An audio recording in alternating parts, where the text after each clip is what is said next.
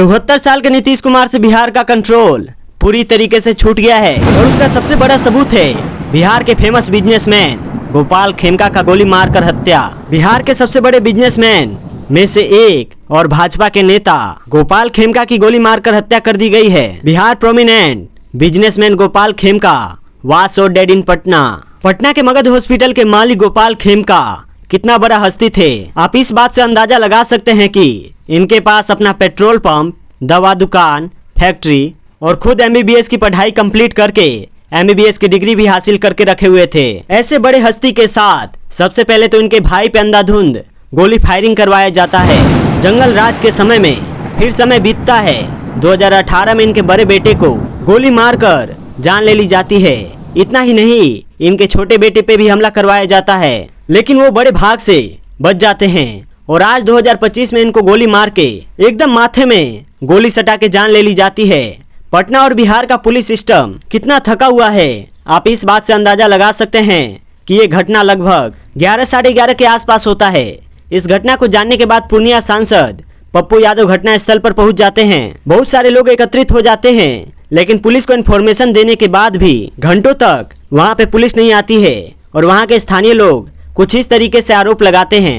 बिहार में जितने लोकप्रिय और बड़े उद्योगपति की हत्या हुई है, साजिश करता इतनी देर में तो देश छोड़ के बाहर चला जाएगा।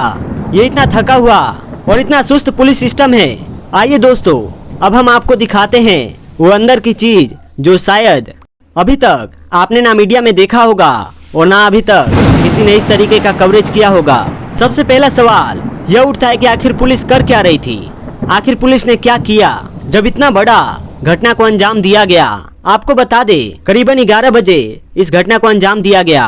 पुलिस चौकी के बारे में बात करें तो मात्र कुछ ही सेकंड के दूरी पे पुलिस थाना है और ज्ञानेश्वर जो लाइव सिटीज के पत्रकार है वो कहते हैं, जैसे ही घटना की जानकारी मिली मैंने पटना पुलिस के व्हाट्सएप ग्रुप में पूरी खबर लिख के भेजी, लेकिन कोई जवाब नहीं आया, कोई हलचल दिखाई नहीं दी। ऐसा लग रहा है जैसे पुलिस सोई हुई थी या फिर मेरे मैसेज को देख के उन पुलिस वालों ने इग्नोर कर दिया। आगे ज्ञानेश्वर बताते हैं, प्रिंट मीडिया यानी अखबार के क्राइम रिपोर्टर को भी इस घटना के बारे में बिल्कुल जानकारी नहीं था।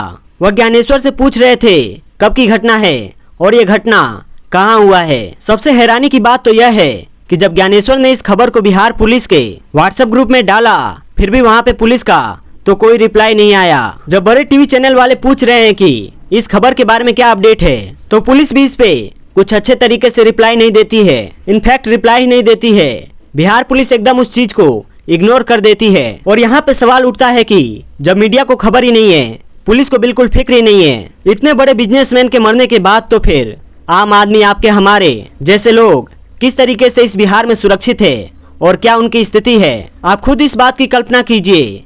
यह सच में बहुत बड़ा हत्याकांड है। जब गोपाल खेमका जी को अस्पताल लाया जाता है तो डॉक्टर कुछ ही मिनटों में उनको मृत घोषित कर देते हैं, क्योंकि उनको एकदम माथे में सटा के गोली मारी गई रहती है। और यहाँ पे नियम ये कहता है कि अगर किसी की हत्या हुई है और वो हॉस्पिटल आता है तो हॉस्पिटल की ये रिस्पॉन्सिबिलिटी है कि वो पुलिस को इन्फॉर्म करे। डॉक्टर साहब पुलिस को इन्फॉर्म करते हैं और फिर 3-4 सिपाही आते हैं, जिसमें कोई बड़ा जिम्मेवार ऑफिसर नहीं आता है। जैसे ना कोई इंस्पेक्टर आता है, DSP या फिर SP नहीं आता है। इतना सब कुछ होने के बाद हॉस्पिटल से शव को परिवार वाले खुद अपनी प्राइवेट गाड़ी में रख के अपने घर की तरफ लेकर चले जाते हैं। लेकिन नियम यह कहता है कि अगर हत्या किसी का हुआ है तो वहाँ पुलिस को तो आना ही है, लाश को अपने कब्जे में लेना है, उसको अपने निगरानी में पोस्टमार्टम कराना है, फिर आगे कुछ कार्यवाही होगी। लेकिन ऐसा कुछ नहीं होता है। सबसे ज्यादा दुर्भाग्य की बात तो यह है कि पटना में इतने बड़े उद्योगपति की एकदम थाने के बगल में हत्या हो जाती है,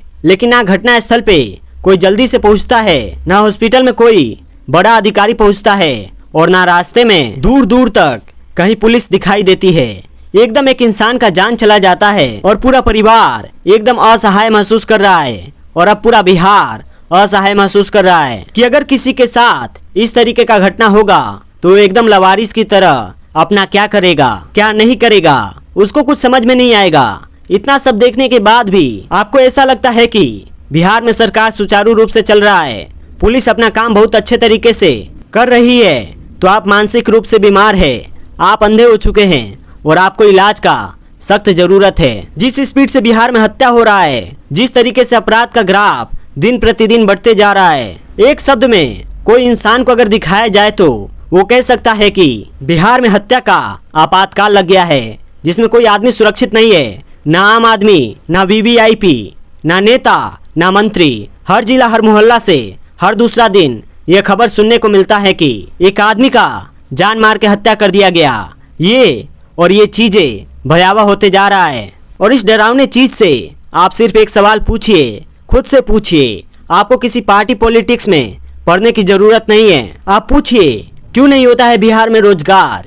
क्यों नहीं होता है यहाँ पे निवेश? क्यों नहीं यहाँ पे कंपनी बनता है, फैक्ट्री बनता है, और पैसे वाले लोग यहाँ पे उद्योग क्यों नहीं डालते हैं? सबका जवाब एक ही है, और वो है यहाँ का लॉ एंड ऑर्डर। क्यों कोई आईपीएस और बड़ा अधिकारी यहाँ पे ड्यूटी करने के बाद यहाँ रहेगा? क्यों कोई डॉक्टर बन के यहाँ पे रहेगा? बना थाना एमबीबीएस करके अपना पूरा साम्राज्य और करोड़ों रुपया टैक्स देता होगा सरकार को। आज गोली मार के उसका हत्या कर दिया गया, और उसके पीछे एक पुलिस का सपोर्ट भी नहीं मिला जब उसको सबसे ज्यादा जरूरी था। अब करिए के क्या कर लेगा? तो यह है बिहार का रियलिटी, हॉर्स रियलिटी। इस पे आपको सवाल उठाना चाहिए। जो इसके जिम्मेवार लोग हैं उन सब पर सवाल उठाना चाहिए। बहुत बहुत धन्यवाद।